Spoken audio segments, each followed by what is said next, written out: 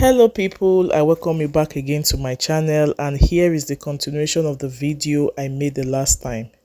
So when I was done cutting out my patterns, I placed them on the fabric to cut the pieces out.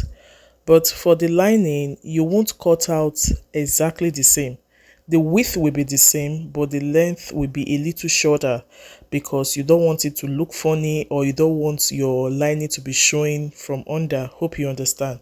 So the lining is a little shorter, okay? You can see it from the video. I think that's just the thing I wanted to point out in this video. Depending on your sewing allowance, you go ahead to stitch. So when you stitch your skirt, it will look funny because the lining is shorter than the fabric, but it is fine. When you turn it inside out, trust me, it's gonna look good like this. Then after you are done, you are going to be having three pieces.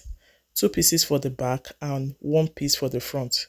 You go ahead to join the two pieces for the back like that, sewing at 2 inches. You remember the zipper allowance, I added 2 inches for zipper allowance, so I will go ahead to stitch at 2 inches, then again introduce my dart. Then after doing that, I will just cut out my waistband. Also remember that I took out 1.5 inches when I was drafting this skirt, and I said that would serve as the band. So here I had cut out my band and I cut it into three pieces. Although some persons will just cut a long band to go around, but I prefer splitting it so that in case I want to adjust the skirt, it will be easy for me. So three pieces, two pieces for the back and one piece for the front. If you want it to be very firm, you can also go ahead to attach a paper stay to your band so that it is firm. But better still, you could leave it like that. So for the band, the width is about 2 inches on fold. The reason it's 2 inches is because I'll be using half an inch to join it to the skirt. Hope you understand. So it's good to cut out about 4 inches when opened up, or 4.5 inches when opened up. So now that I am done creating my band, I will attach, or yeah, I will stitch the longer one to the front like that. Can you see how it's looking? Then for the two small pieces, I will attach it to the back part. Very easy and straightforward. So here I was just confirming my waist measurement, and trust me, everything was in place.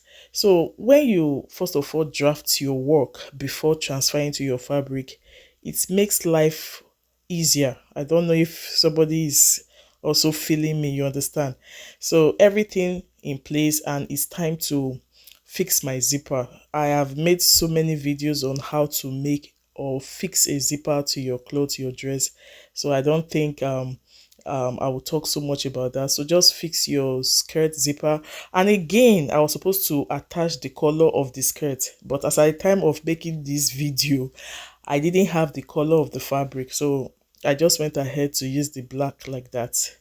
So it is very easy to fix your zipper, and I would suggest you use your zipper foot to do this. That way you'll be able to get the line straight.